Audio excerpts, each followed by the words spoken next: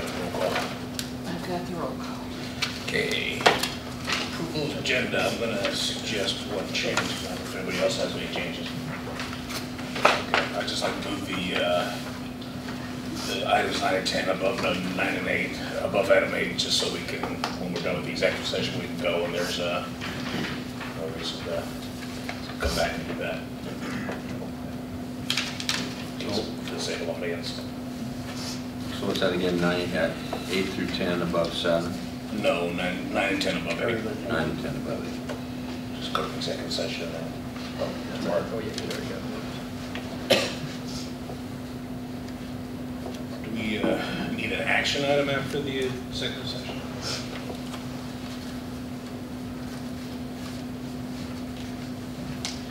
David, would you repeat that, please? What are you doing with the agenda? I'm just making the executive session last before adjournment.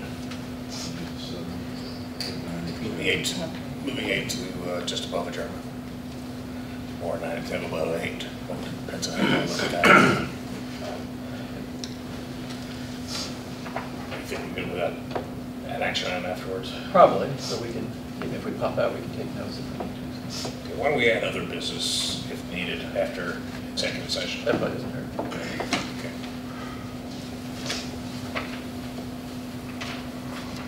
Okay, all good? And our call with Nancy Jesuel is at 8:30, so we need to keep an eye to that. Okay. Do we have minutes for approval anywhere? We received them already. Okay. Folks want to act on minutes for the November board meeting? Move to approve. Second.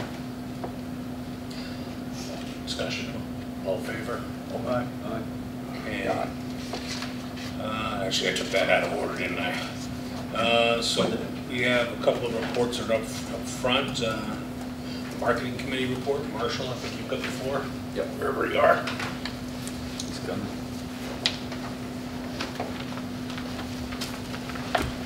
Hi everybody, my name is Marshall Guthrie. This might be my last marketing committee meeting. We'll see how well my message is received.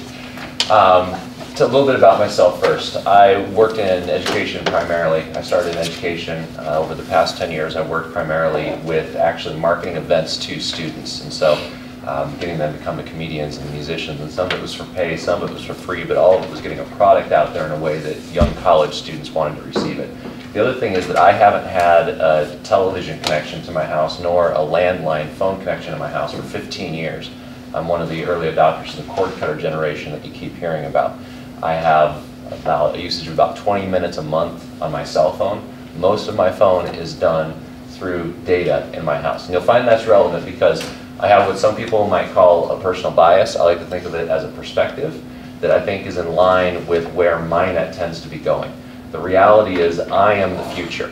I am the future market for what MINET has to offer. So I'm going to spend less than 5 minutes talking with you about 3 different things that the marketing committee has addressed. That's product, pricing, and public perception. I'm actually going to flip that around. We're going to address pricing first, and then go into product, and then public perception, the 3 Ps. So first off, pricing. MINET can't win on the pricing game. It can't be done. CenturyLink will undercut us at every opportunity because they have a product that is worth less, quite frankly.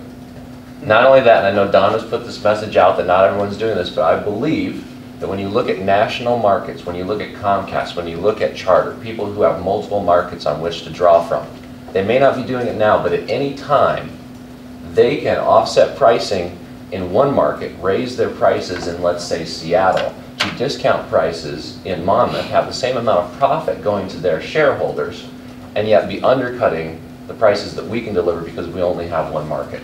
And they can do this because they've divided up their territory like gangsters. So we cannot win on the pricing front. We can win on the value front because we have the best product in town, especially when it comes to data. We have the best product in the state currently, especially when it comes to data. And so that's the message that MINET needs to work on getting out there. And I think that the issue has been, and you're going to hear a lot of overlap between what's happening with the Finance Committee and the Tech Committee as well, the issue has been that MINET has for a while now, had this great product, and they've only let it out a little bit at a time. They've only trickled it out, like one of these superhero trilogies where they film them all 6 years in advance, but they just kind of let them out every 3 years to keep folks on the hook. And so what has happened is, and this takes us into the product piece, what has happened is that as Charter increases their speeds from 12 to 30 megabits, we go from 11 to 30. As Comcast starts advertising 60 megabits, what does MINET do? 61 megabits. That's Price is Right pricing. That needs to stop. We need to get ahead of the curve and quit following it. And I know there's a lot of arguments right now, well, Comcast doesn't actually deliver 60 megabits per second in the area. Charter doesn't actually deliver 60 megabits per second. That's great. That's great for folks that know that, but the reality is most of the folks don't. Most of the folks get their information when they go to the website, and if you pull up the Charter website right now, it says up to 60 megabits per second. Big and bold, that's the only thing that matters. Now, of course, when you enter in your zip code and you click on the link for Monmouth, that type shrinks down and it shrinks to 30 megabits per second, but it's too late, the damage is already done. And never mind, you can only get that 30 megabits per second sitting in the parking lot. You've heard this all before, we don't need to retread this. Public perception is what matters here. We'll get to that in a second. One last piece on product, and that is when we're looking at MINET, we are looking at phone, we're looking at cable, and we're looking at data. Once again, this is where my perception might come in. But the reality is that other folks in these industries are making decisions that we are feeling the ramifications of. Content providers on the television front are raising their prices, and they're going away from traditional distribution models. You've seen HBO, CBS. Let's see, 3 weeks ago, I had friends over at the house. I'm not a huge football fan. Football's going to come up again. I'm not a huge football fan, but they wanted to watch the game. Where do I go? NBC, live streaming of the Seahawks game on their website doesn't cost me anything. So the old adage of, well, people are going to have live television as long as we have sports, all that is already fading. I can already get it for free on the website. Phone lines, there again, you've got T-Mobile, a cell phone company who's saying you can reduce your minute usage by piggybacking off your existing wireless data. You've got a company called Republic, which has been undercutting all the majors in price, and the way that they're able to do that is that they seek out your wireless data connection first, your home internet connection first to place your calls. They only use cell phone minutes when there's no home connection available. I know that because we're subscribers in my family. I've personally signed up 5 people onto that program. What this means is that in the future, and we've already seen this with the profit margins as well, it's very nice that the profit margins are leaning towards data because that's the only pipe that's going to matter in a few years. Television will be irrelevant. Phone is already on its last dying breath. And my excuse is to anybody that lives on their phone line, and that's they have to have the hardwired line in the home. You will be the same folks that collect wax cylinders and love to play old antique vinyl. So in terms of product, we need to sustain the television model, we need to sustain the phone model, but we need to plan an exit strategy for those products because the future is a single pipeline through which business, entertainment, communication is all delivered, and that line is internet. And then last but not least, public perception. Has anyone here, it's about, I don't know, 6 months old now, has anyone here not heard the call that Ryan Block, former editor of a huge tech site called Engadget, made to Comcast trying to cancel his cable bill? Has anyone not heard it? Okay, got one. I'll send you a link. It is the most excruciating 9 minutes of your life. The call actually went on for almost 20 minutes. It's been listened to by 6 million people. Numerous news stories. What happened is Comcast had a major public fumble of the ball. And this is where we come back to football. When the Seattle Seahawks are playing the Patriots, and the Patriots fumble the ball, do you think the Seahawks are going to stand there on the sidelines yucking it up? Oh my goodness, they fumbled the ball. Let's wait to see if they pick it up. This is so embarrassing. No, they're knocking people out of the way. They're jumping on that ball themselves. And MINET needs to take that same vigor with the way that we market our products when other people stumble, when other people fumble. And I know that's a dangerous game because once again, we're not the Patriots. We're not the Seahawks. We're more like the Cleveland Browns. The Oakland Raiders on a good year. We're playing the same game. Not the Lions. We're playing the same game, but we're not playing it the same way. And as a result, we're losing. And so, when somebody fumbles the ball, we need to jump on it. When we fumble the ball, more importantly, we need to jump on it. And we had a meeting shortly after one of our few internet outages in town. Very few. We're in that 99% uptime thing. But when they go down, people only like to talk about it when things go bad. And so I was very happy to see on the Facebook page, and this was part of our meeting, that the MINET folks are out there on that day, but we're not hearing about it. A couple days later, though, on the Facebook page, we've got pictures of people in buckets, fixing lines, in the rain, in the wind. And that's the type of public perception that needs to get out there. Because one place we definitely can win is on the customer service front, on the public perception front. The two most hated companies on a rotating basis are going to be Comcast and Time Warner, and all we've heard about for the past year is how those two are going to come together. The president has taken a stand against these types of companies, standing in favor of municipal internet, especially for rural areas. And when you look at the report, it's a 30-page report that the president put out. MINET is listed there.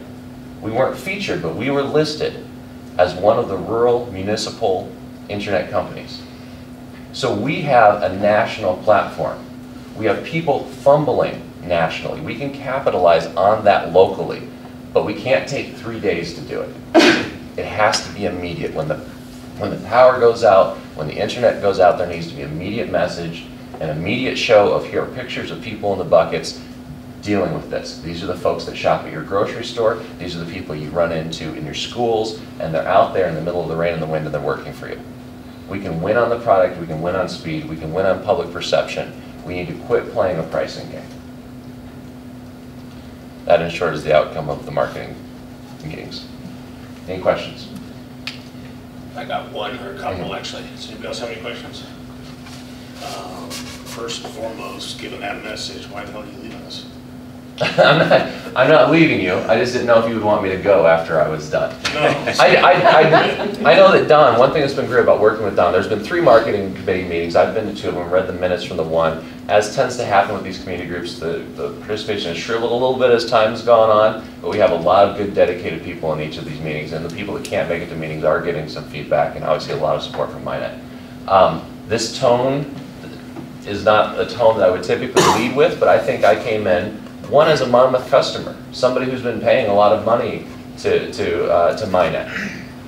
And I kind of told Don like it was, and Don was totally receptive to that. In fact, he wanted a second helping.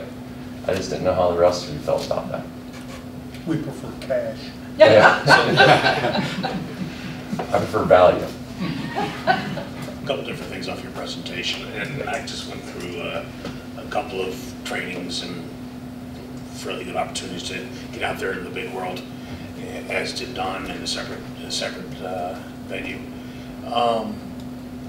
What I heard probably as much as anything about people want to know what that gigabit capacity is, and we take it on faith, and where frankly I'll get back to that. I guess you got into speed, and yes. You got into our approach towards speed. Yes. And I've heard this repeatedly. In fact, I think Don put it forward on the table at one point in time as well, that why don't we just go 100 megabit speed? Yeah, we've got the same. Just get out in front. Yep.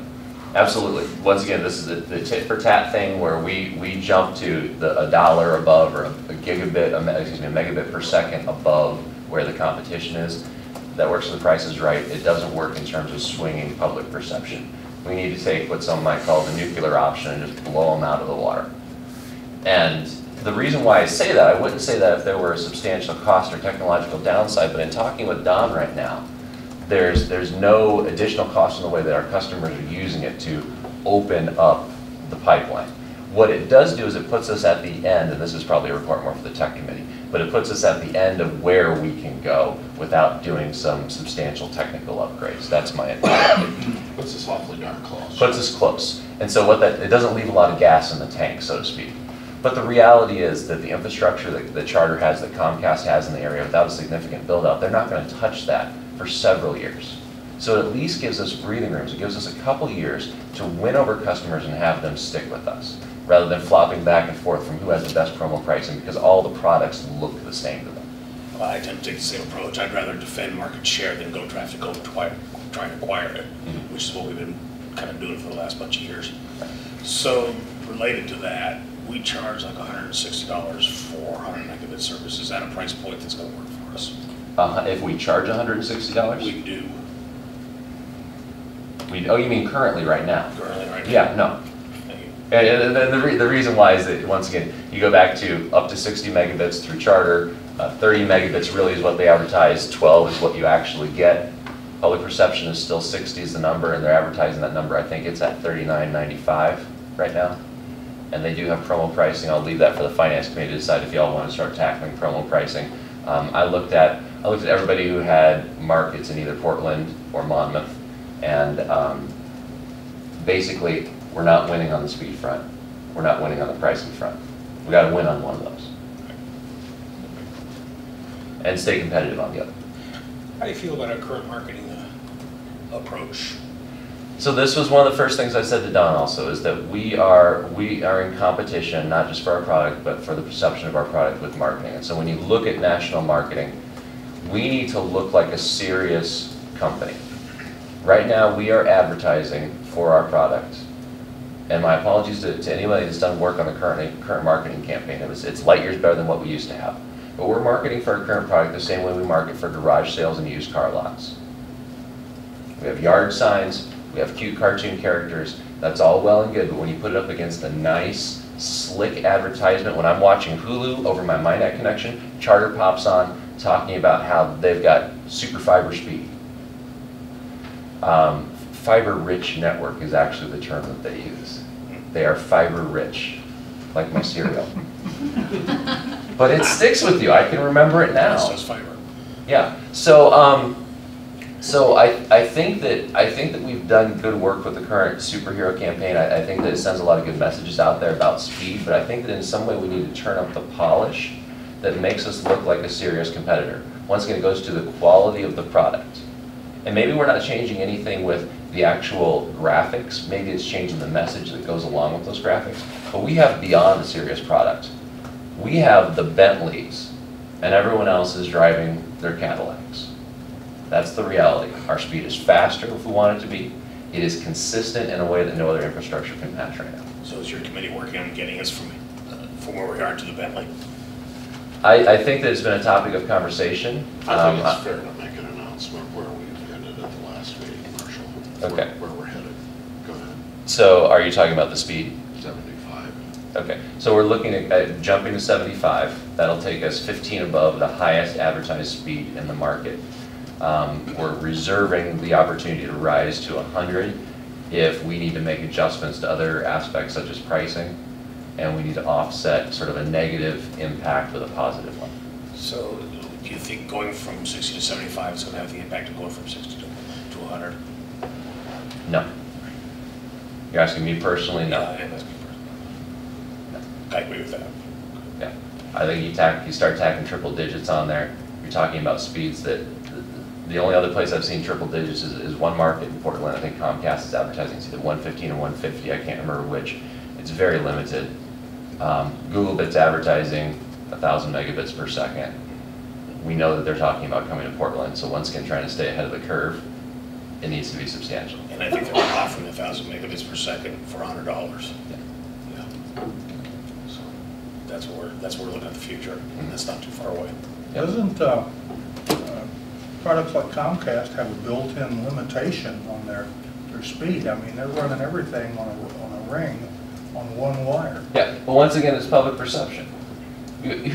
So I can sit down and I can run a speed test, and I've done this on Time Warner, I've done it on Comcast, I've done it on Cox, I've done it on Frontier, and there's another one in the Midwest. I've been in a lot of different internet markets as a consumer, and I run my speed test every single time, and I never get the advertised speed except on MINET. And frankly, I get more than it. It'll tell me I'm at 30 or 31. So Should we be bringing that out as a point that if you're on a ring, you're taking a number to get a I share? would love it. I would love to see a side-by-side comparison of both a speed test, which is more of a theoretical measure of performance, and a real-world test. I would love to see the quality of Netflix buffering on a 30 megabits as opposed to 12 megabits. I would love to see how fast a graphics-intensive page loads. on 30 versus 12, and I'd like to see it side by side in real time. I think that as a consumer, that's very compelling. That goes back to your old laundry detergent. Here's 2 stains on 2 identical pieces of clothing. Let's see which one comes out first. We've been seeing that type of comparison to place value, to show that one product is better than another for decades. And we can use the same thing with the internet. Google had a great campaign. Go on YouTube and look at it. When Chrome first came out, they talked about how fast Chrome was, and they set up all these elaborate sort of contraptions. The Google is faster than a speeding bullet. And they would have a gun and a target and then a computer, and this little actuator would come down and press the trigger on the gun and enter on the web page at the same time, and the web page would load faster than the bullet would take to hit the target. Google's got money to do that. I think it all comes down to what marketing resources MINET has at its disposal, and the realization that we have to balance. Every dollar we put towards marketing is one less dollar that we put towards something else, or one more dollar that we need to make up somewhere else. So I'm going to leave that one to the Finance Committee.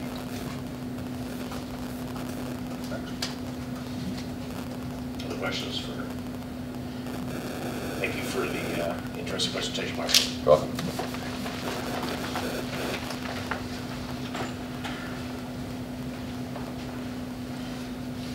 Is somebody doing Dave's job for the technical committee report? No, we'll have to push that until the next meeting. Okay, we have an item policy for release of audio tapes. I don't, the staff report, so what is that? We had a question after the last board meeting about getting a copy of audio tape. And this board doesn't have any policy about if there's a cost to that, or if it will be something that's releasable to the public, or if this is our internal record.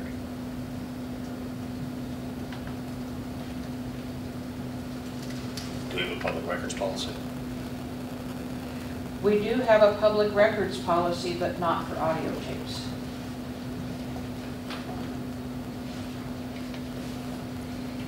I think it'd be good for staff just do some basic research, see what, I mean, first one is just our 2 cities, and then maybe some other ones, what they do with that, and then come back with a recommendation.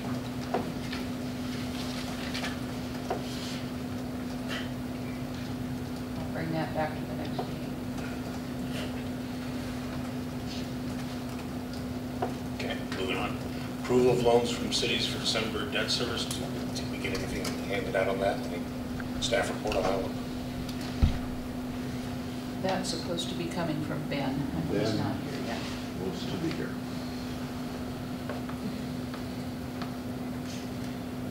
Policy for length of public comment. And that was put in there because there was a question raised after the last board meeting by, regarding, is there a policy for length of public comment the way that there is at city council? At our city council, it's 5 minutes. 5 minutes. I think Monmouth's was 3. I think we need to have something in place so we don't get an ongoing, but certainly with the discretion of the chair to extend if there's a need for that, but so we don't get into some sort of rambling presentation that goes on, and So they know there's a limit. and right, and they get to the point and make their point, and then we can get to the next point. I don't know whether, I think we're satisfied with 3. If you all are satisfied with 5, I wouldn't personally have any objection to going to 5. Is that a motion? Well, before we go to a motion, do you have a written policy? I don't know if we do or don't. Ours, I think, is in our council rules. Yeah. Council rules. Yeah. That would be a good place for them. Isn't ours on the public public comment form? It Says probably limit is, your yeah. discussion to 5 minutes. Yeah, and if they're it's on then it's it. derived from someplace else. Yeah. I don't know if we have a set of, I don't know if we have a set of council rules that would cover that as well, but. Couldn't we just make this a board policy here? I mean, Yeah, if we can. Yeah. Yeah, I think in this case, Something to draw I just do it to. so we have it documented officially, then, yeah, that can show up on the agenda, and then people are aware of it. You know, on that rare occasion someone comes. So if somebody wants to form a motion for today. I'll move for a 5-minute limitation on board comments from the general public. Would you take a friendly amendment on that with just at the discretion, to be extended with the discretion of the chair?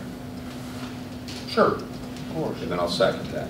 My feeling, anything beyond 5 minutes is really a complaint, not a comment, and it should be referred to the appropriate department to look into. Sure. However, there may be times when the chair would wish to hear that last 30 seconds. Sure, of course. Okay, So amended. Do we have any further discussion on that? No. Okay, all in favor? Aye. Opposed? Aye. None, okay. Point of clarification, if I may, so are we to note on the agenda, is it right on the agenda item that there's a limitation of 5 minutes?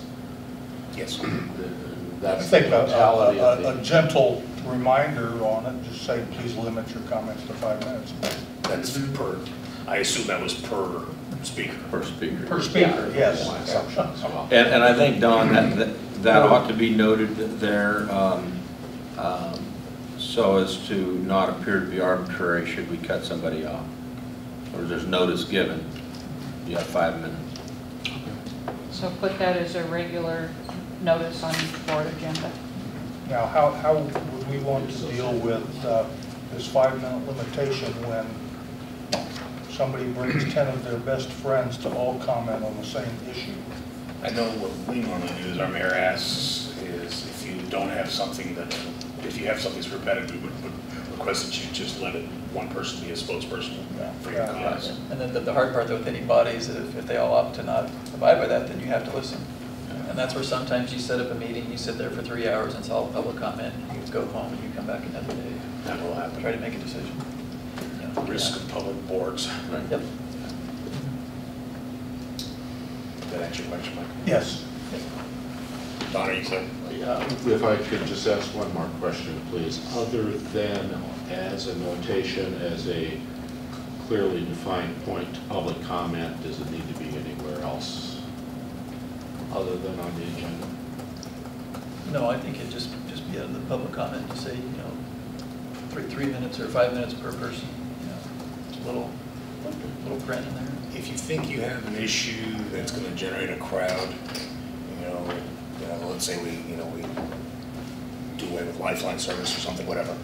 And you may want to have some cards available, sign-up cards, and that card may want to say, put the same limitation on there. Same thing that we do at our council meetings. Well, but is your question, do we need some document to tie back to? To our board policy manual, yes. Yeah, I think it ought to be included in that at Okay. the appropriate location.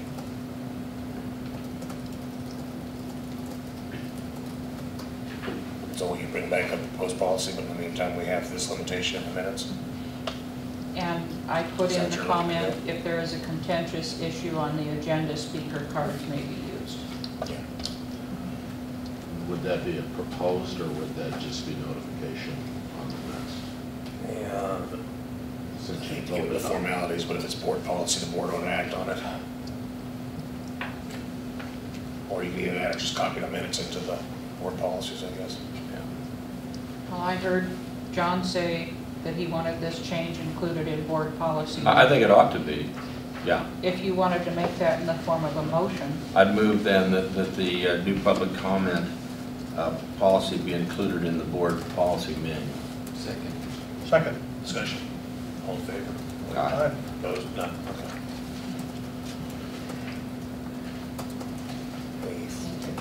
Good. Done. Any further comments, questions? No, sir. Okay, we are at the financials. Did Ben show up? See him. No. So let's pass on that for now and come back to it and see if he comes in. We actually, excuse me, in the adjusted agenda, we have the manager's reports first because of sensitivity to time for when Nancy Jesuel will be available. Oh, I'm sorry, I didn't Yeah. switch agendas here. You did. Okay, that's fine. With the board's permission, I'm going to rearrange this as well within item 6, and I'm going to ask PJ to give his field manager's report first. Yep. I was just going to take a couple minutes to expand on something that Marshall brought up, which was damage, system damage and repair, and specifically the tree damage that occurred, and kind of summarize that for you. roughly mid-December, we had a tree fall on 13th Street, and it took down actually 2 of our 144 count fibers and 1 of our 96 count fibers. That's the most significant damage I've seen in this network to date, natural disaster or otherwise. It was actually, we got really lucky because one of the 144s was aerial. It went underground, and when the tree came down where that riser was at the pole, it broke the riser and gave us some slack, but that 144 actually fed like most all of Independence. So we lucked out in truth. The extent of the damage was it took out that all the businesses in the strip mall, basically everything on E Street, the Trafalgar Apartments, Falcon Loop, F Street. So that was Thursday. Over the next few days, we, all hands on deck kind of thing, got contractors in there to come in and re-splice everything. It was a lot of work, but got everything back up and running. That was, the most significant thing that's occurred out there in the field since the last board meeting. So I just want to quickly summarize that for you guys and let you know how we handle that. PJ, if I could tack on the questions, some of what the time that it took to get back up wasn't for lack of MINET being out there and ready, but you were waiting on other entities who, of course, were dealing with all sorts of ramifications from the storm across the state, right? Yeah, that's true. Yeah. I think that's important to note, that if anyone says, well, why did it take MINET 3 days to get back up and running, how long it was, there was coordination of multiple entities. It wasn't just MINET. MINET was ready to go. It was waiting on some other folks. That's true. That's true. And our first priority was the businesses. Those ones we were able to get back up really pretty quick. I think it happened on Thursday. By Friday night, we had all the businesses back up. But then, more significant amount of work to get the apartment complexes and all that kind of stuff back up. What are we at on turnaround time then? Are you fully up for something? Are you fully back then? Oh yeah. Oh yeah. Where are we at on turnaround time on orders at this point from open order, from placement of order to install? Well, we should be, if we're conduit, we should be pretty close to about 10 days out. And if they've already got conduit, we're probably a week out, I think, something like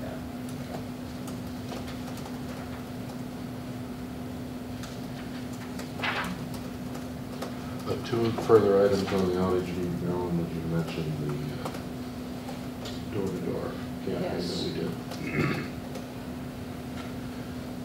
The day that the outage occurred, there were several of us who went out and went door to door to all of the places that we knew were affected and talked to those who we could and put door tags on the rest of the doors so that people would know what was going on.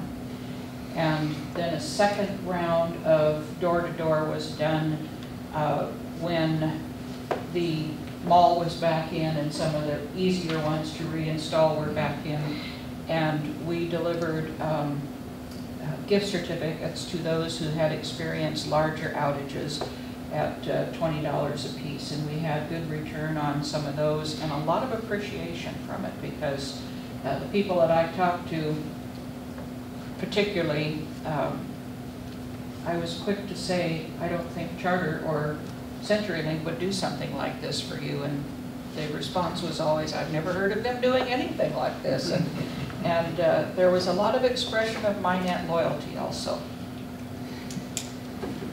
And then one other just informational point, there is one potential litigation issue arising out of this outage. An individual claims to have tripped over some spooled fiber on the sidewalk that wasn't properly lit or properly coned. We are relatively, well, I guess we're extremely confident that it was not, in fact, our product. There was a lot of people out there at once. But this issue was immediately turned over to Chad Stokes, and he has made attempts at communicating with the individual.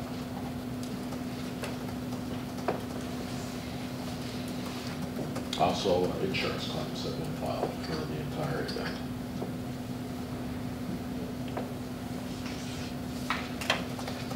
Okay, thank you, PJ, very much. I'm going to do Jason Sonner's report in conjunction with mine. A very quick update. Jason's wife is in New England receiving an operation in a children's hospital. I know that sounds a little corny, but the type of heart issue that she has normally only occurs in children, or very rarely occurs in adults, so there's very few places other than children's hospitals that are trained to do the type of operation that she needs. We believe she is undergoing surgery as we speak right now, and if all things go well, my last note yesterday from Jason was that if all things go well, he hopes to be returning here this weekend via air ambulance, which I told him don't get used to traveling on a private jet. So we wish them the best. December net sales data, both residential and business. You have this, by the way, that I'm going to very briefly go through. Growth was a net 41 units, bringing our total to 4248. Video was a net 49 positive, bringing us to 2192, and voice was a net growth of 44, bringing us to 1574. MINET in essentially February 1 going forward has an absolute focus on sales growth, and that can't only be a strategy, it has to be tactics. But I wanted to give the board a quick review of where we think available business can come from. There are very close to 7,650 addressed and MDU unit passings available to us. Currently, in data, we have about 55% of that, or 4,207, and we believe that over the next 30 months, we can acquire an additional 1,913, or 25% increase in penetration on data. Video, we currently have 2,140, and we believe we can grow that 22% over the next 30 months to 1,683, the highlighted in yellow color. Voice, we currently have 1,530, and we believe that we actually believe we can continue to grow that even with the decline in basic dial tone lines by 383, or an additional 5%. Our confidence in being able to achieve this, most specifically in data, is that I think it's a foregone conclusion that we will be rising, if not at least 275, certainly to 100. And by the way, there's two schools of thought in our marketing committee: is do we go to 75 to have the leeway to go to 100, or do we go to 100? I happen to be in Marshall's camp, where we just end this saga once and for all and go straight to our maximum capacity. But there's still discussion to go 75 and have some leeway to grow that if we get additional pressure. We'll be back to the board, I'm sure, before that ultimately rolls, but that is expected to roll, by the way, in April 1. What is it that's expected to roll in April 1? The 100. I'm having a hard time hearing you, Don. The 100. I'm sorry.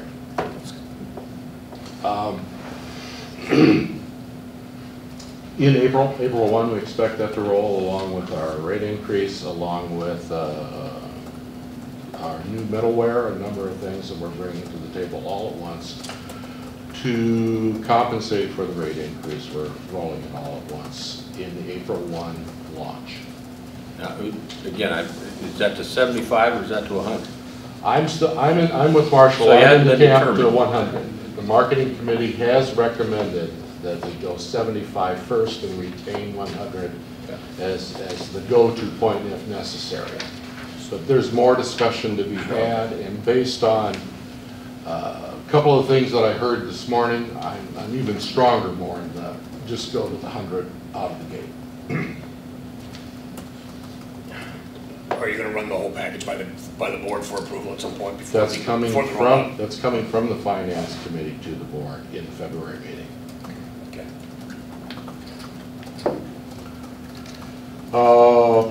Video, we are launching also a new middleware. Middleware simply means how the customer interacts with their TV. That's what makes satellite TV as dominant as it is.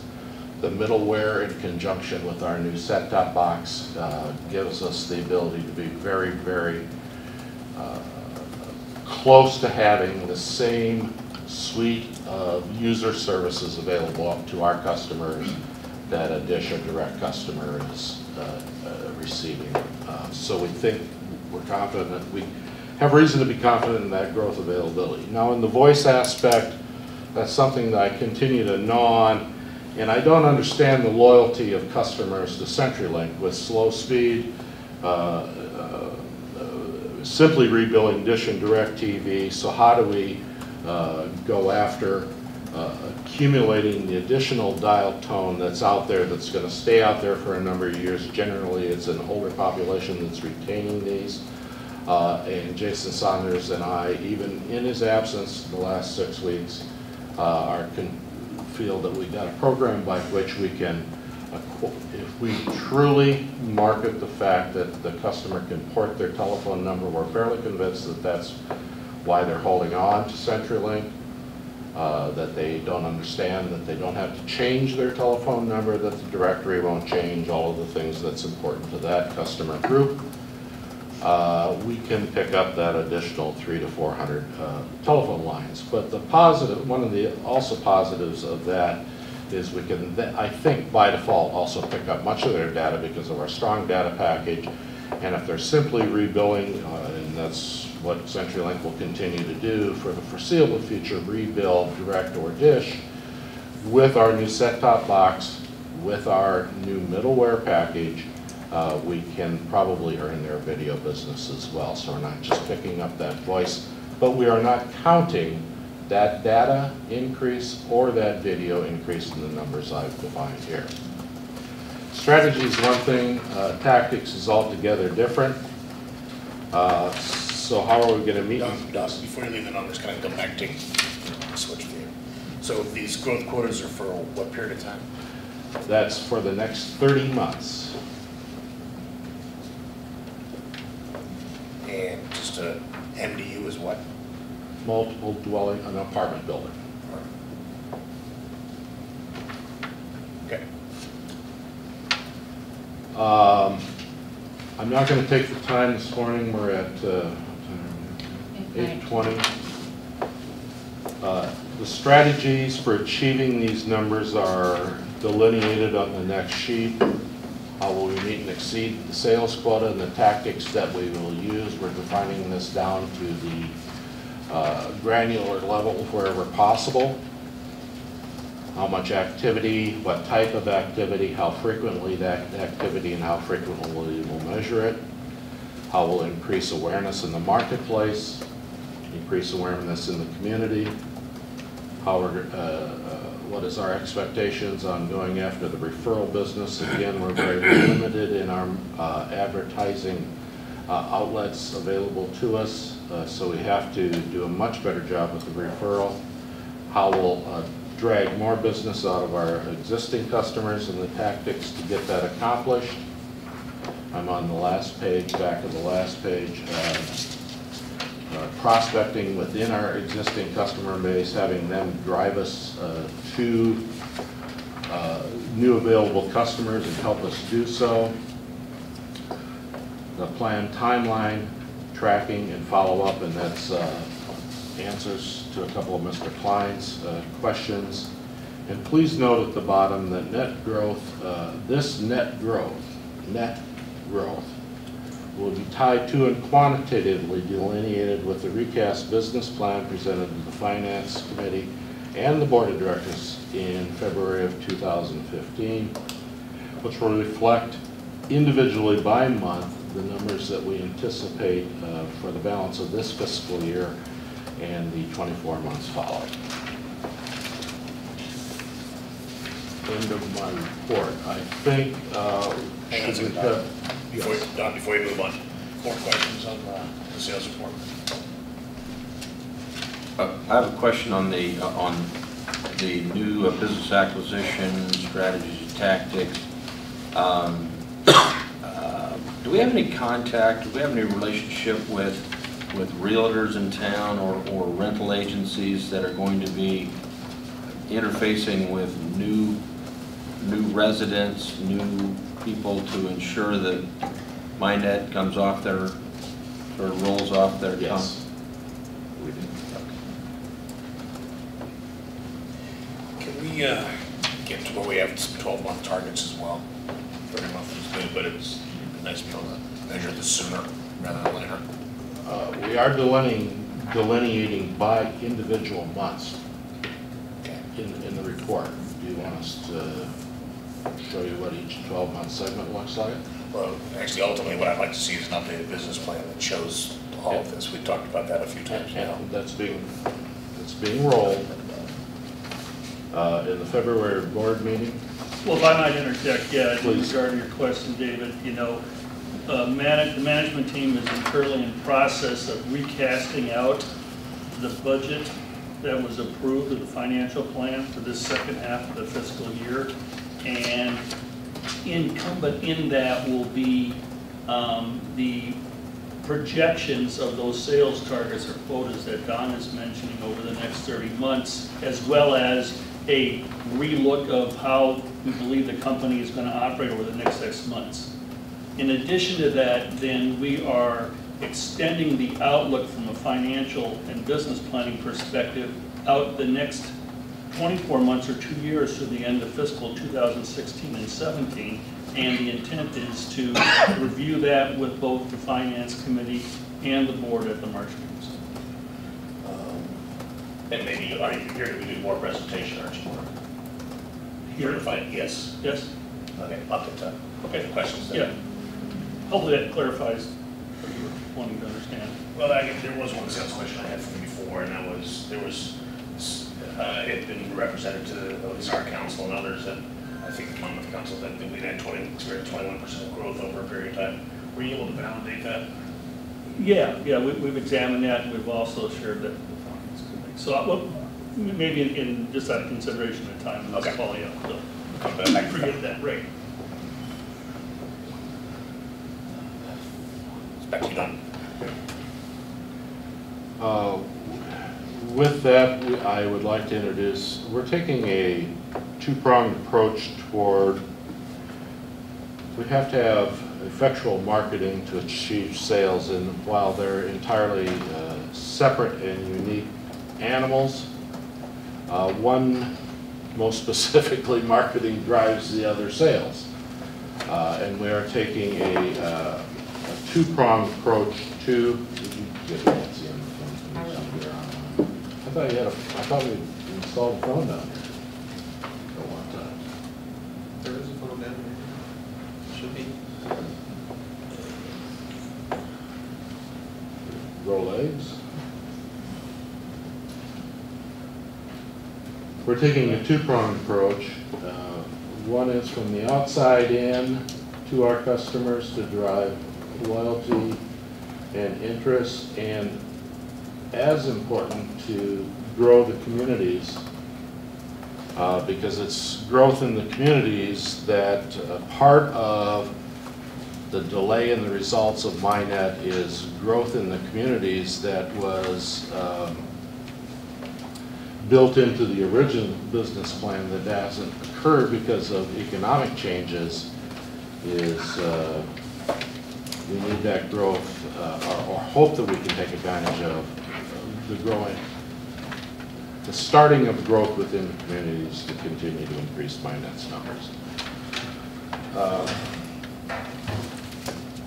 The outside-in approach is being performed by Nancy Jesuel. Many of you are somewhat familiar with her, with Net City, based out of Portland, Oregon, and It's got a long tail if you want to move it.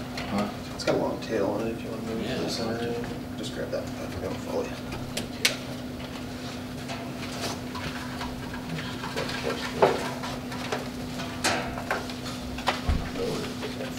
We've got the table over there, I guess. Rod's camped out on. Down the sword. Start up. If you call ahead on these meetings, if you have special needs, then we can know what to have available for you, right, what's ready to be set up. Yes, sir.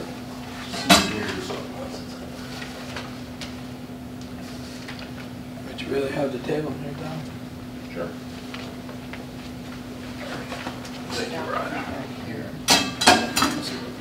Yeah.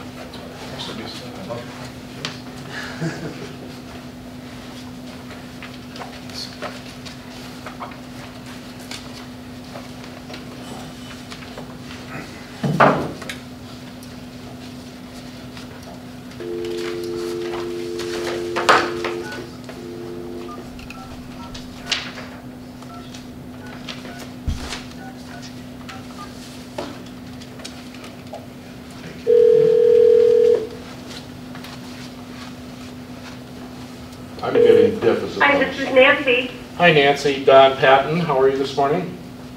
I'm great, thank you. How is everybody there? Well, I can't speak for them, but I'm great. We're good, Nancy, can you hear us? Nancy, Hi. Nancy, we're kind of tight on time. Would you mind moving right into your presentation? I've done probably a very poor job of introducing you, I'm sure, but nonetheless, here you are. Yes, I'm happy to. So first of all, I am under contract with MINET to help raise awareness of the incredible asset that you have there. You probably know that Monmouth and Independence are the first gigabit cities in Oregon, and that's a real accomplishment. It's something the president has asked every state to make happen, and you've already done it. One of the things I'm doing besides that is helping to identify partners to work with MINET to develop initiatives that will create economic development, community development, and educational technology in your community. So we've got several started, and I don't know if Marilyn gave you any kind of handout on those. They have it. But I'll run them down really quickly. One of them is sort of keying off the Test Drive Independence initiative and the interest of the Technology Association of Oregon, which represents all of the technology communities statewide. So this is startups, venture capitalists, tech companies like big and small, like Intel, Tektronix, and just everyone. So they are working with us on several of these challenges, and actually they're going to announce some of their interest in Monmouth and Independence and MINET tonight at their launch party for what they're calling their Oregon initiatives. And we'll be there, several of us will be there. I've also brought in the Global Cities Challenge, which is a national program sponsored by US Ignite and the National Institute of Standards and Technology. This program comes out of Washington, but it's going to hook up your Central High School with high schools in all over the country, including the Washington, D.C. area, New York, Hawaii, and potentially Europe, to collaborate on teaching high school students to build technology. They're going to be building sensors, they're going to be reading data, and they're going to be sharing data across the network. So one of the reasons why they were so interested in involving your community and your high school is MINET. That project is expected to continue with the interest of Intel in big data for agriculture. So because the high school has the soils, advanced soils class, as well as electronics, we're hoping to not only place sensors in the fields and farms around your for communities. But Intel is looking at some really big streaming data applications because of MINET to use UAVs to examine the condition of the crops and to work with, directly with the farmers on maximizing crop yields and markets and so forth. And then finally, well, the last two partnerships have to do with, really, you have a homegrown initiative there in the high school for a telemedicine clinic that I understand is getting started up right away. And we want to acknowledge that and promote that and expand that. So these are big thoughts and big initiatives that are really taking advantage of the conditions and the assets that you've put in place. So we hope to have more involvement over the next several months with communities and with Western, possibly Chemeketa and Oregon State, and we've even got some tech companies from Eugene that focus on educational technology and the gaming industry who may be interested in locating some sort of initiative in your area because of your MINET. So it's really exciting. Don, did I cover everything? Do you want me to take questions? Yes, if you would, take a few minutes. I know you have a hard stop here shortly, but yes. I do. You know, one thing I didn't mention before we start the questions is the conference that we went to in Kansas City. And probably you've heard something about that. There was actually a write-up about your community in the Portland Business Journal today, I think. If Marilyn hasn't passed that out, you can see it online. Nancy, they have a copy of that already. Okay, well, MINET and Independence were real stars at this conference. These were two kinds of communities, but many of them were looking to do what you've already done. And on top of that, there was a tremendous amount of interest in what we do with our high-speed internet companies.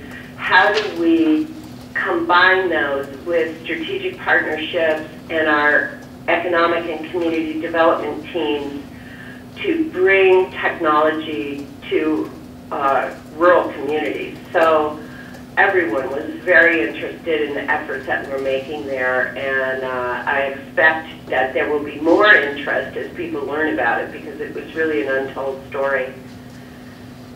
So it was really a good thing that we were there. We'll be featured on a radio show. Craig Settles does a radio show on Gigabit Communities every week, and he took us aside and said he wanted to devote a whole show to you. So hopefully that will happen soon. Questions for Nancy? Nancy, this is David. I want to just thank you for the great work you're doing. We have your article posted on our Facebook already. The Portland Biz article, because that's a great little piece. Skip is that connection with Skip is paying off in spades for all of us, I think. You know, I'm sort of trying to get my head around, and I'm still trying to get my head around the whole. Well, two things. One, I wonder if you could talk a little bit more about the Global Cities Challenge, what's going on with that, and secondly, you know, maybe a little bit of an IoT 101 for folks. You know, just what that is a little bit more, because we listened to. I went down to OSU with some of our staff and listened to a day-long presentation, and I still couldn't encapsulate what I think it is. I wonder if you could just do that for the folks here. Well, I'll give it a try. So that stresses my brain so much I forgot the first part of your question, but let me start with, the Global Cities Challenge.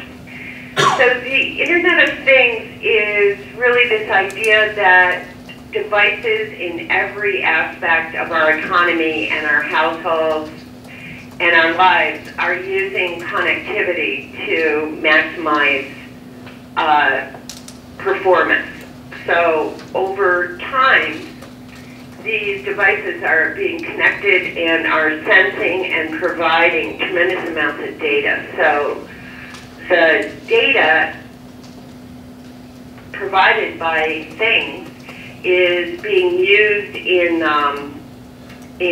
many, many ways to create better devices and better knowledge. So health devices, for instance, all the wearables, devices that will be in your automobiles and on the roads to sense congestion, air quality, vehicular performance, driver performance, and manufacturing, when machines need attention from humans, when they need maintenance, what their output is. That kind of stuff is just exploding. And it's creating a whole new dimension of the economy where people have to understand and can use the information that this data collection provides. So that's my one-on-one on the Internet of Things. The other thing about the Internet of Things is that it's going to drive every type of employment. I mean, the skills that our kids are going to need moving into the next generation of workforce are all around understanding data. So we're so thrilled to have this opportunity to introduce some of these skills into the high school classes in your community. And the other thing I'm really hoping is that because you're a farming community, and it's really, really unusual for a rural community to have the level of connectivity that you have, that you're going to spearhead a lot of development in big data for agriculture right there. And so hopefully we'll be training up the youth in your community with incredible insight and job skills going forward just by participating and developing these two initiatives, the Internet of Things and the Big Agriculture Initiative with Intel. And Intel was so thrilled to have a test bed in their own backyard.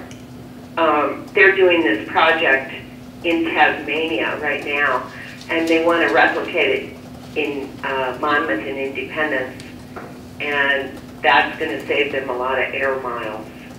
Yeah.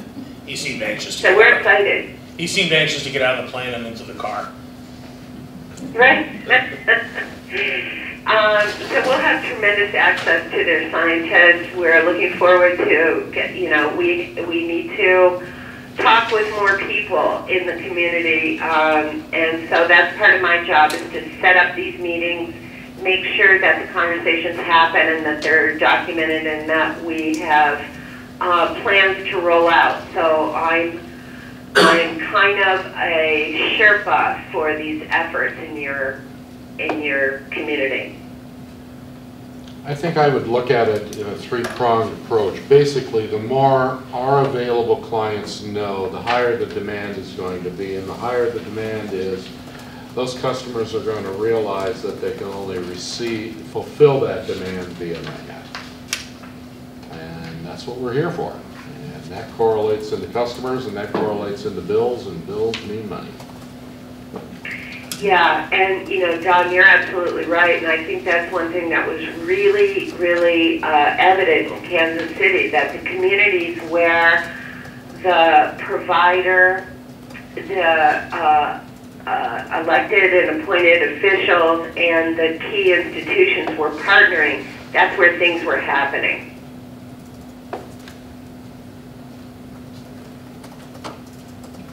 Everybody fully understands the concepts, the potential, and where this is all going in the future. No, I don't. I would hope not. I shouldn't. Well, there's lots of information out there. I'll be back. I couldn't come today, I'm sorry, but I will be back in the community. And if anybody has any questions for me or would like to meet with me when I'm in Independence, if you don't have my email address, Marilyn will provide it, I'm sure. And we can set something up where we get these conversations to happen, because I really think it's important for your board to not only understand but advocate for these initiatives. Yeah, Nancy, I think right now, you know, everybody is sort of like at the point where maybe somebody said, you know, the internet's coming, and so, and what is that? We don't even know the question. We don't even know the questions to ask right now. It's kind of so big. So yeah, we're looking forward to having you help us parse this down to understandable pieces for all of us. Sure, it'll happen. Well, it appears that much of this, again, first time I've looked at it, and it is really, and to Don's point, this needs to get out to people that would utilize these type of services that perhaps are here, but perhaps are from a different part and would like to relocate here. And the Independence Gig Tank seems to be something that's directly targeting that, and perhaps some of the others as well. So this is more, seems to be more of an outreach sort of a thing. I'm questioning now, to potential subscribers from that either would subscribe from afar or would move here and take advantages of the services. And if that's the intention of this, then yeah, I think we're all for that. Is that correct? I think we're... Yes. Yes. I had a conversation with Sean Irvine yesterday where we were talking about, our pitch and our roadmap. We wanted to focus on things that need to be done to bring people here, to either to start businesses or to test software. And one of the things that we learned in Kansas City that would be really useful, for instance, is a technology zoning effort so that people could run businesses from households and collaborate and confine themselves in a specific area of town, like Old Town or somewhere else, where they convene together, and there's some power in having multiple efforts going on in the same small neighborhood. So, there's things we're learning about how to do this to make to stir the pot and make enough awareness that people feel like they really have to come and check it out because it might be the place they want to be. That's a prong of it, John, but an equally important prong and equally important result or expectation that I have in including Nancy Jesuel in our marketing efforts is that as we develop relations with Intel and basically take advantage of her connections within the industry that we're in, we can start to do gigathons and all the various phraseology that we're using. If we have this more national partnering with those types of events, it's our citizens here in Monmouth, it's our citizens here in Independence that will participate in them and realize what the Internet of Things is, and going back, creating a stronger demand, creating an understanding that it can only be derived from MINET in this community. It's kind of twofold, economic development, but also educating our customers and our available customers that are already here, what is available to them and why they need it. Right. Now, and it would seem that one of the sort of target audiences would be the Western Oregon students. I don't see that reflected here, and to Marshall's point, you know, he is our future customer. Well, there's a lot of people that are much like Marshall at the university and at the high school, but more immediately at the university. And we've had conversation, I think we all have, that if we could find a way for Western students to graduate from Western Oregon and would like to stay in the Monmouth Independence community, would do that if they had, you know, the opportunities to do so. And so it would seem that those that are technically oriented, the gigabyte generation, you know, Marshall Guthrie generation. The less dim? Well, you know, I mean, it's all great, but I can tell you, I'm not going to use any of it. You know, I mean, I'm 64 years old and like that landline, by God. I bet you'll change your mind within 12 months. Yeah, I might. Nancy? But at any rate, you know, just for whatever it's worth, I think we ought to, you know, that is pretty fertile ground to plow, it seems. It's immensely fertile ground, and we have a couple of, we've stuck a wedge in a couple of cracks as to our direct relationship with WU, but that's a very deliberate focus of mine to break that crack into a full open door, where the flow of ideas and needs betwixt us is happening. Nancy? Exactly. Yeah. You might just do a very quick, I know you're a minute over time now, but you might do a very quick review of who was at the Global Cities Challenge meeting, because we had a bunch of those players there. It was very well attended. Oh, it was. Now, where am I going to find that list? Well, one of them was Mary Phillips from Oregon State. She's the Director for Research Development there, and she has already reached out to several other faculty at OSU. Richard Beckwith from Intel Labs and Wolf Pinfold from Intel. Greg Toth, who's the program sponsor, he phoned in from Virginia.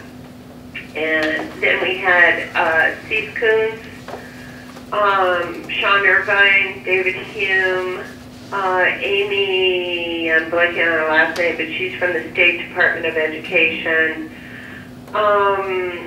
We had a couple people from the, or at least one instructor from the high school. I'm blanking on his name. And who do we have from Western? Darren Silbernagel. Great, and we had the community development directors and librarians from both Monmouth and Independence. Yeah, librarians from Independence and Monmouth, and you had you didn't have community development directors from either. You had me there. Well, and Sean was. And Sean was there.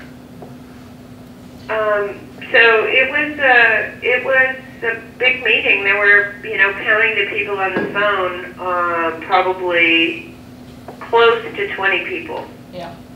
Thank you.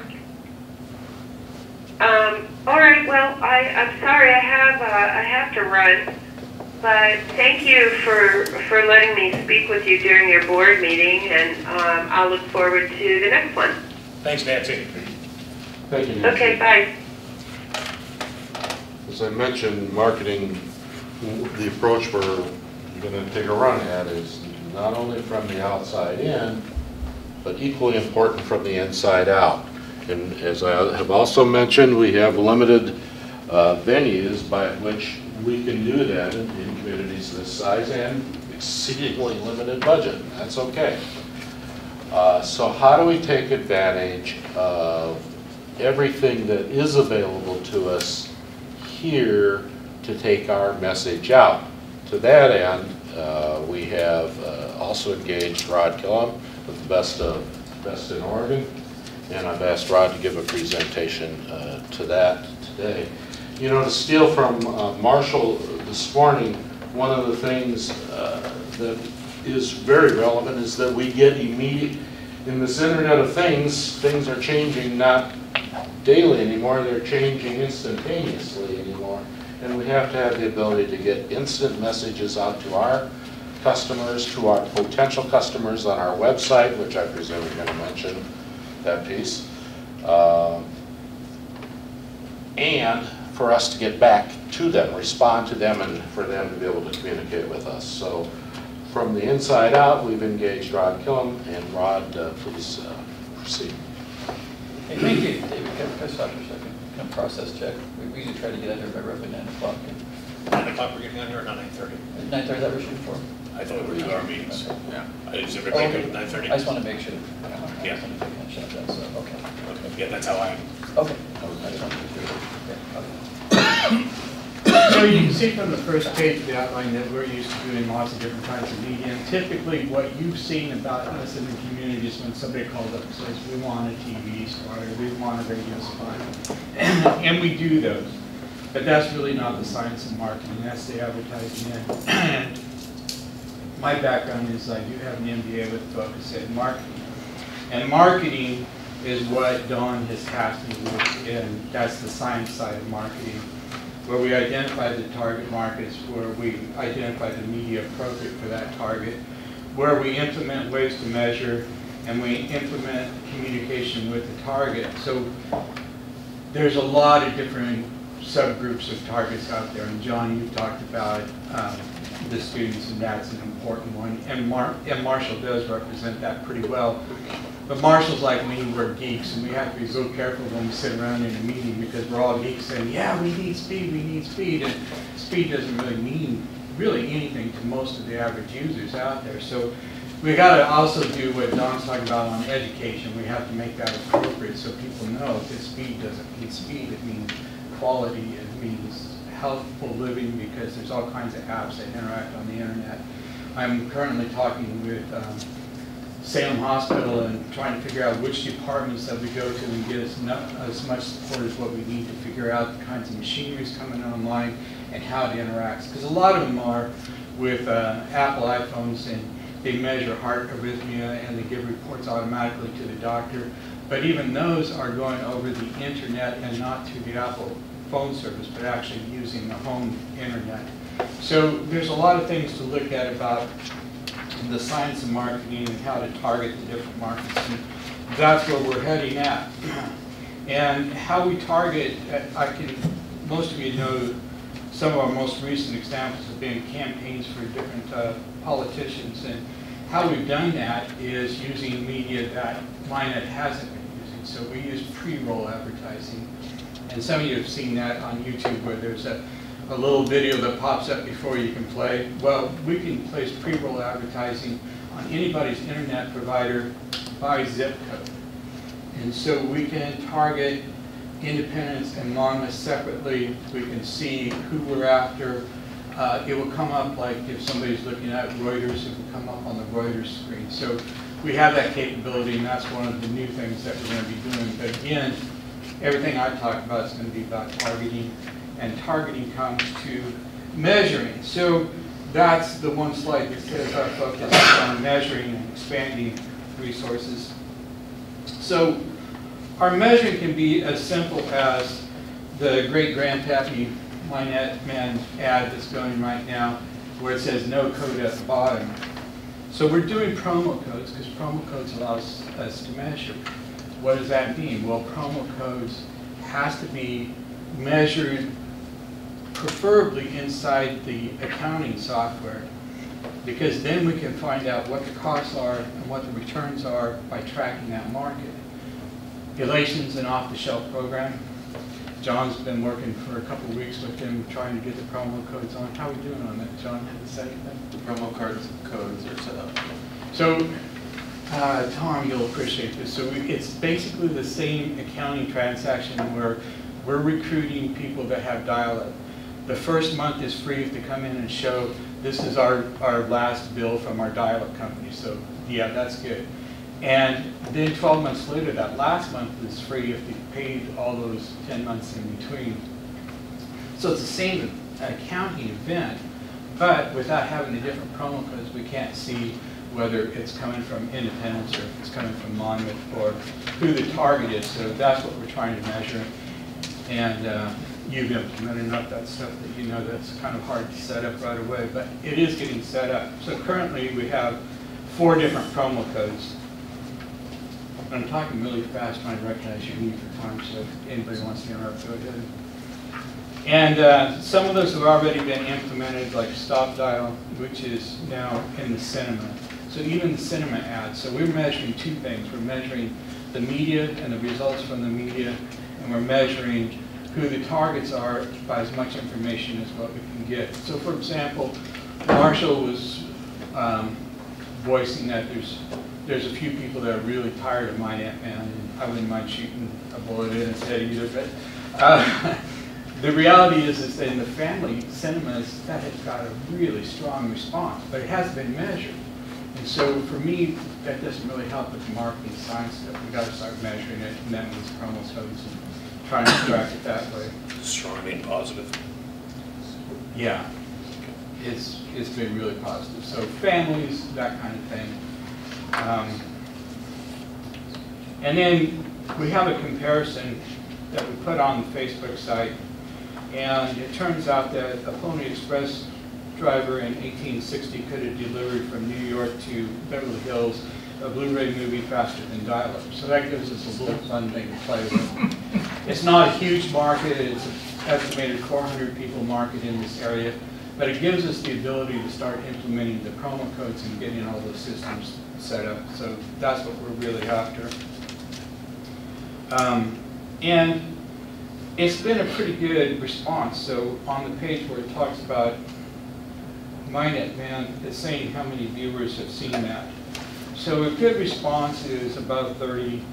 56 is a pretty good response. This is where we start choosing to boost the post, and we can spend $15, and I've had up to 3,000 people view stuff for $15 for a post. So we're going to be advertising in different kinds of media, but not very expensive. It's got to be effective, and that's what tells us what will be effective coming up. So those are the things that we're going to, and what really happens about Facebook is we start getting into the point where we can respond immediately for whatever topics out there. So yesterday was the big announcement about Windows 10, and Windows 9, of course, never happened because Windows 8 was such a joke. So we can have Gig Girl talking about that. It's just confusing for the MINET text. We have 10 more Gig Girl frames made up with 50 comments and funny things, and that's getting pretty good response, but that'll probably be the end of the prominence of Gig Girl as those run out. Events like this also lead to a really good topic for us, which is the dishes and Fox Network being cut off of Dish TV and them losing 90,000 subscribers in about a 7 to 10 week period. And that's still dropping like crazy. So, of course, that makes a lot of good marketing sense. So, social media is really good for fast kinds of responses like that. And we'll do that. And we'll be effective about that. The ones that take off, like I said, those are the ones that we'll promote more. But this page here shows all the social media that we're working with. And the thing about that is that we have this all engaged right now. We have this engaged. We're working with everyone necessary to interact with this. So I post a YouTube video on the MINET YouTube site that automatically posts the link on Facebook, and that will in turn go to the Twitter account. And this is the part that we're working on right now, is redesigning the website so that there's a Twitter feed. So every day the website is going to have new information and new things on it. But it also gives us a window for something really important, and that is we don't have a designated system for blackouts, outages, repairs going on. And we can use that from Twitter, and if we use it from Twitter, we'll just go to that window. So people who sign up for Twitter can get what's going on with the blackouts, and they don't necessarily get the rest of the stuff. So we're implementing a whole system, and when we start implementing a whole system, we have to look at, okay, how is Facebook being used, and do we want it used that way? And one of the things that's happened is by default, Facebook has become the place to complain. And they're very, very unfair complaints. And there's nothing that says that we have to leave those on there because it is a marketing kind of thing, but we do answer offline. The staff at MINET have been really good. Jason Saunders has been really excellent at resolving complaints, but still, when you have somebody comes on and says, it's a monopoly, it will never serve the people, and on, there's no way to answer something like that. They're wrong on so many levels that you just eliminate that and then try to engage offline. But that showed that we didn't have a proper kind of grievance or complaint procedure. So I've given Dawn the first draft of a complaint procedure, which is actually a survey form, because it doesn't matter if somebody wants to rant about that. It's, well, what other services have you used? What did you like about another service? What did you like about our service? Where do you think we can improve? And then it becomes important information, and it's information that we can use for marketing. David, I see your fingers just burning up. I am talking. Go for it. I just have to get something off here. I'm hearing you. I'm multitasking. All right. Sorry, Rod. Don't mean to be rude. So for every kind of social media, it also means that there's a landing page for social media. So we had to design landing pages, and there's a landing page for Twitter, and there's a landing page for Pinterest. And is everybody familiar with Pinterest? The nice thing about Pinterest is in the U.S., 90% of those who use Pinterest are women, so it gives us a chance to target women especially, which I think will be used highly as we get going. And whatever pictures are posted there will now come back. They're integrated into the Facebook. So we're crossing areas, but we're also able to target specific areas. And we signed this up through WooBox, a free service, because you can't sign Pinterest up directly with a Facebook business account. But WooBox has add-on services, so we can start doing contests and surveys and important things that we need for marketing feedback. And YouTube, of course, that's a big deal. So on YouTube, we have a landing page design. You won't probably ever see the full landing page, because what happens with YouTube is it goes by the device that you're looking at. So a cell phone's only going to have a little tiny picture. And if you're watching it on the TV, you'll see, but most of you will see just the top portion. And that's got a little over, I think it's over 1,000 now, people that are subscribed, or not subscribers, viewers on that. The thing that surprised me is with YouTube, you also develop Google+. And Google+ has been targeted mainly for businesses, and it's in the transition now where it's more of a social link. And that's the way we're starting to get it. But we've had 4,348 viewers on Google+.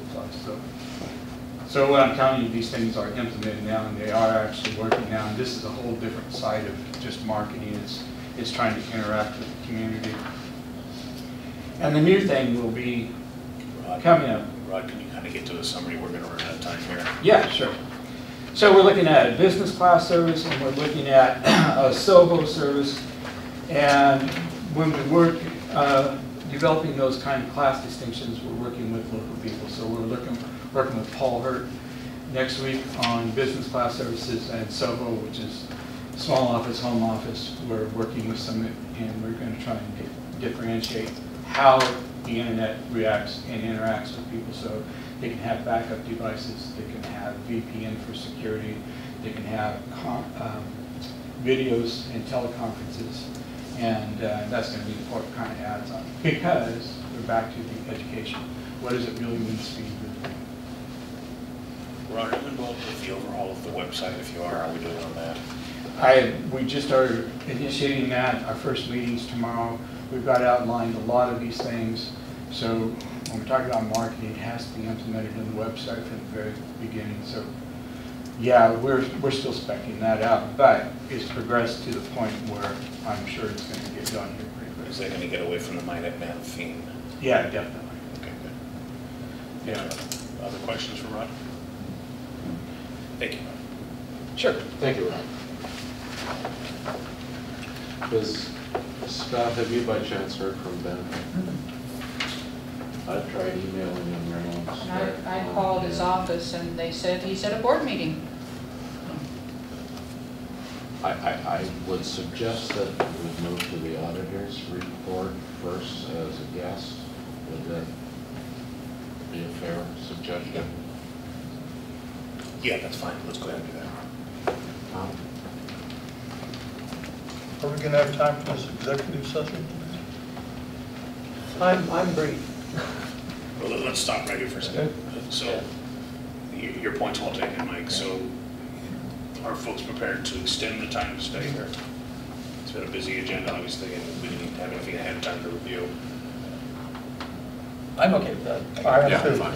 Okay, can we assume an extra 30 minutes if we need it? Let's get it done. Some of this has been pushed back, and I got to resolve it. I have a 10 o'clock as well, but that's fine. Okay. I'm sorry. Go Thank ahead. you. You've got copies of the financial statements. I just want to very briefly call your attention to a couple of items that are buried in this document. First, if you can turn to page 5. Page 5 is a financial summary. It shows the last 3 fiscal years for what's happened. And the number that I want to call your attention to is the net income or loss from operations, about a third of the way down the page. In 2012, you can see a bracketed 761,000. 2013, a bracketed 215,000. And 2014, a positive 273,000. Everyone, you seeing the numbers that I'm looking at? If you look at the trend there, you smile, because you go from a negative $750,000 to a positive 250,000 over a 3-year period of time. That to me is a real encouraging statistic to take a look at. If you'll turn over now to page 9. Page 9 is a comparative between last year and the year before. It's a statement of cash flows, where the money comes from and where it goes. And if you'll take a look at the first section there is cash flows from operating activities. In 2013, a positive almost 800,000. In 2014, a positive in excess of 1.2 million. That's like a $400,000 increase. That's cash generated from operating activities. And if you take a look at the cash flow from capital and related financing activities, you'll see previous year negative 2.4, this year negative 2.3, so there's an improvement there. If you go down to the, I'll say not the bottom line, but right in the middle of the page, it says the net change in cash and cash equivalents. In 2013, cash was depleted by 869,000, and in 2014 it was only 73,000. Up above that, you'll see the amount of money that was needed from the cities in order to make that happen. In 2013, it was about 800,000. In 2014, about $1 million, a little bit more. But if you take a look at the net decrease in cash, it more than offsets. So overall, there's been an improvement in the operating efficiency. There's now a profit from operations rather than a loss from operations. And the cash flow associated with that is following in step. So those are encouraging signs, at least to me, that people have a hand on what's going on and things are moving in the right direction. I wanted to make one other comment. You either have received or will receive a letter from us. Each audit, we write a letter to the governing body saying, okay, what's going on here, and have we had any difficulties in doing our audit? The summary of that is it has been great to work with Mark and John. They have been very cooperative in assisting us getting things done. You've probably heard some transition in going from a modified accrual basis of accounting to an accrual basis of accounting. Those things don't always go smoothly. I thought it went very well this year, so we're pleased with the way in which challenges were faced and overcome this year. It could have gone a lot worse than it did, and as it turns out, things went really well. Part of our audit is always to make recommendations on things that we see could be done better, the kinds of things that we recommended this year. Not that things need to be done, but that things need to be documented when they are done. And one of the joys of my job is it doesn't matter to me if you did it. What matters to me is if you documented that you did it. And so I can see that the bank reconciliations were done. What I want to know is, did Mark look at them? And so, to me, it's a two-step process. You do it, and then you make sure that it was appropriately reviewed. If Mark hasn't put his initials or done something to tell me that he looked at it, I have no way of knowing that he did. So when I recommend that Mark document that he reviewed it, it's not much of a criticism, because it was done, and knowing Mark, I know he looked at it, but I have to have the documentation. So those are the kinds of recommendations that we have, more cosmetic than substantive, if I can. Is that a fair summary, Mark? Very fair summary. Okay. Have I missed anything important, Don? I think you handled it. Okay. Be glad to field any questions that anyone has. So I read through it, Tom, and it was last night, so I didn't really make a whole lot of notes, but I saw what appeared to be some good positive changes. Do you think, the basics for, I think, for both our two cities is, do we get to a point where we stop subsidizing this activity? Do you see that light at the end of the tunnel, and how far down the road is? I know that's not necessarily what you do, retrospectively, not prospectively, but. Yeah. The challenge that first of all, let me say, yeah, I think there is a light at the end of the tunnel. The challenge is to be able to utilize the capacity that you have. I mean, if you could handle more customers if they would sign up, it would be incremental revenue and very few incremental costs. I think that Don has a good handle on what capacity do we have, what potential customers do we have. Now it's a process of going after those and signing them up. So the infrastructure is there to support an overall operation that is self-funding. What's lacking at this point is the customer side of it. It's not that there's, the bottleneck is not the technology or the capacity that MINET has. The bottleneck is getting enough people to utilize that capacity. If you have to have a problem, that's a better problem to have. It's better to have the capacity ready, needs to be utilized, as opposed to we don't have enough capacity, because that tends to be a little bit more expensive to generate. Those costs have already been incurred. Now it's a question of being able to utilize that capacity. That's the challenge from the start. I think progress is being made. If that trend continues, yeah, I think there comes a point where MINET is self-sufficient. Thank you, Tom. Okay.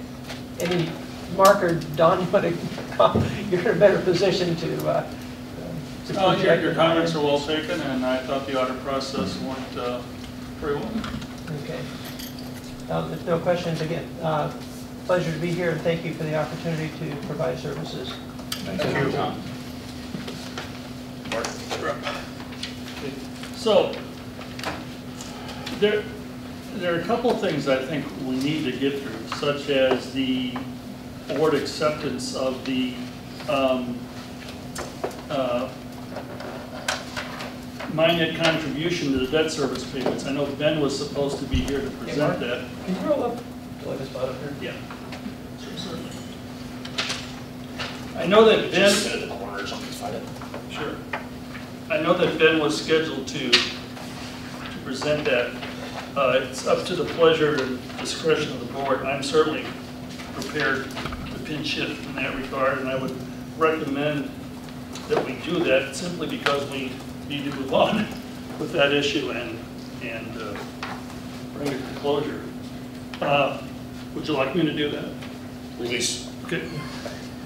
So with that in mind, the management team at MINET analyzed what we thought a reasonable contribution to the December debt service would be, taking into consideration the amount of working capital we believed we needed to keep operationally on hand because of the risk of giving that up just to the debt service itself. And so I went through an analysis. This is actually, I'll be glad to give this to you, although I don't want to mire down in detail, but this is the actual analysis I did and discussed with the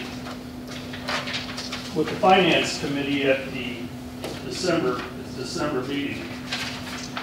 And with this kind of consideration, you have to pick a point in time, because if you ask me tomorrow, the answer might be different, and if you ask me 2 months in the future, the answer might be different. But we had to do this during the period of time in which the debt service payments were being made. And so we looked at it as of December 1st, when MINET had a cash position of approximately $670,000 in both of its accounts, operating account and LGIP account.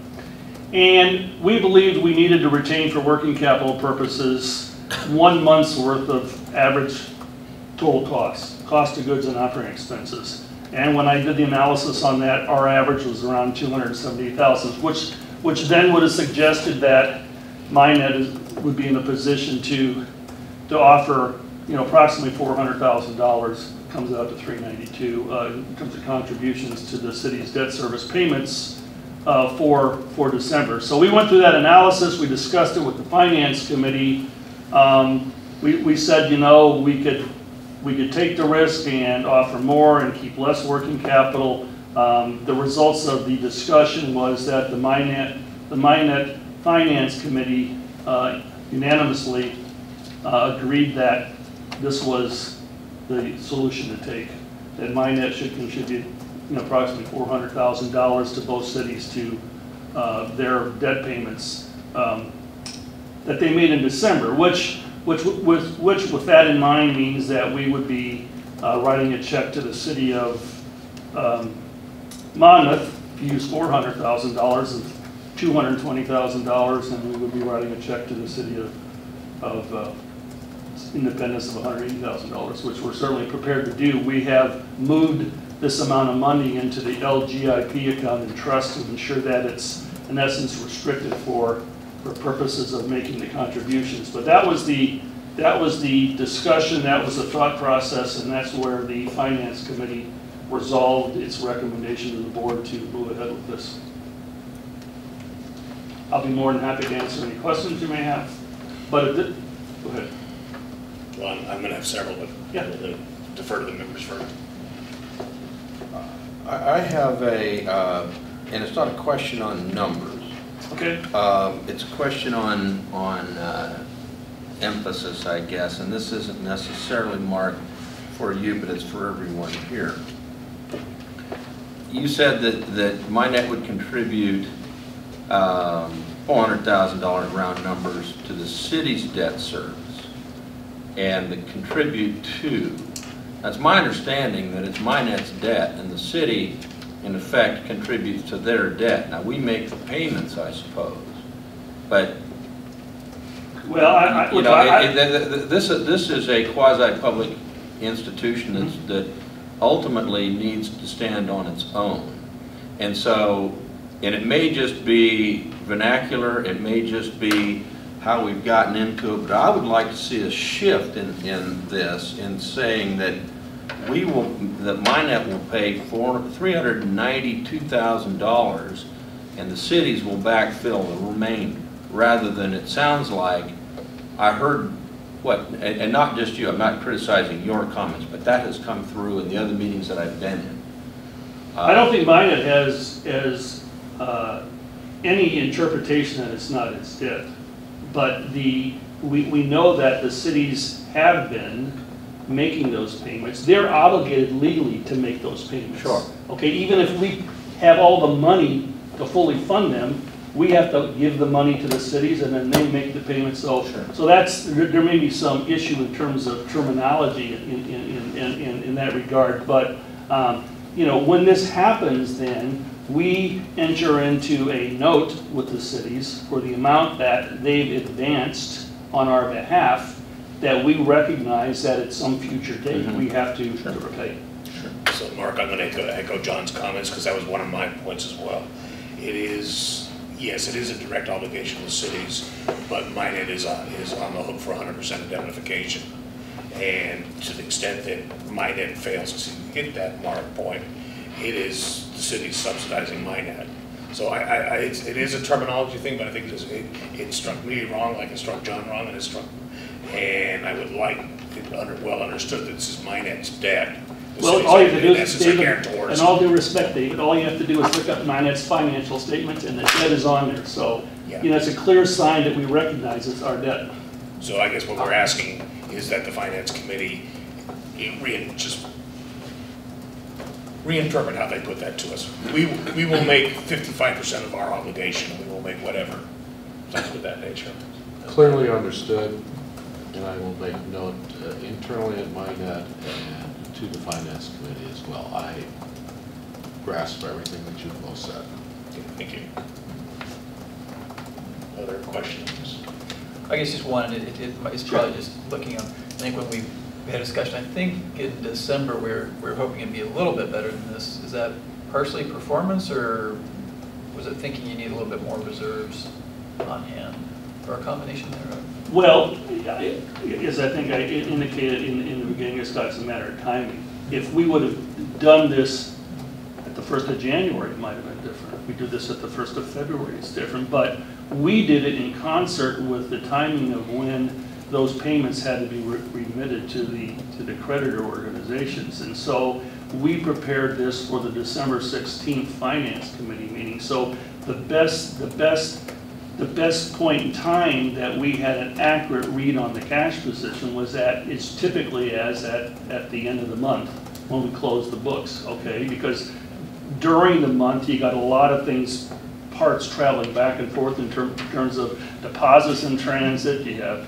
outstanding checks written and haven't cleared the bank, et cetera. So you typically have to pick a good point in time. And since the cities were remitting on behalf of us the payments that we couldn't fund, then we had to pick this point in time to do the analysis. Now, I will say that when we had the conversation and discussion with the Finance Committee, we also resolved the fact that we would continue to look at MINET's operating cash flow subsequent to this point in time, and if we believe that between this point in time and out future months, we thought that there was excess cash position that was a far outreached MINET's operating capital requirements, then we would bring that back to the Finance Committee in terms of making further contributions to this payment.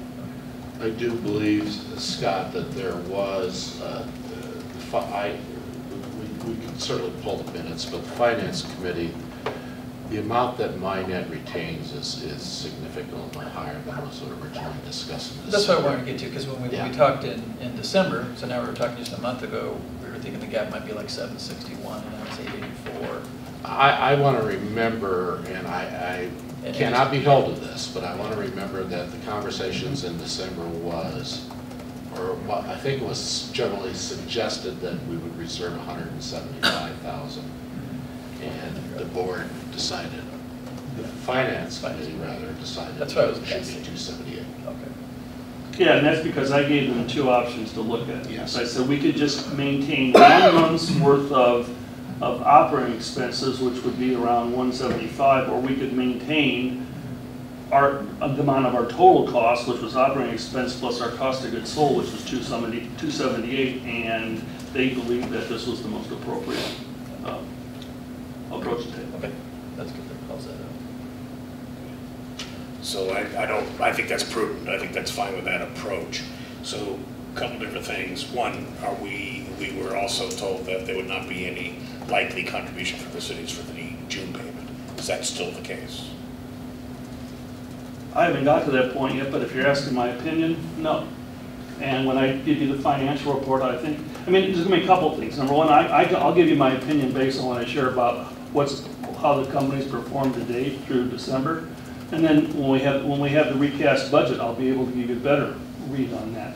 But let me just say that based upon the way MINET has operated between July through December, and this coincides with the comments, in fact, that Tom made, is that until MINET can increase its sales and revenue substantially beyond what it is producing to date, it's not going to be in a position to come anywhere close to fully funding the June payment.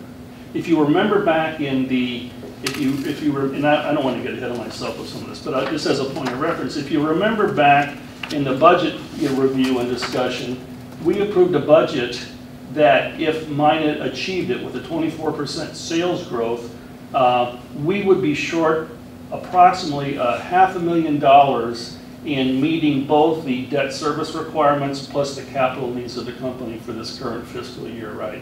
And, you know, the debt service requirements in total are approximately $2 million. So, you know, we thought at the time that, you know, we were going to fully be able to fund the December payment and fund at least a high percentage of the June payment. And the June payment is much more substantial than the December payment. My opinion right now is that unless the sales of the company accelerate significantly in the final 6 months of the fiscal year, no, I don't believe we will be able to fund even what the amount we thought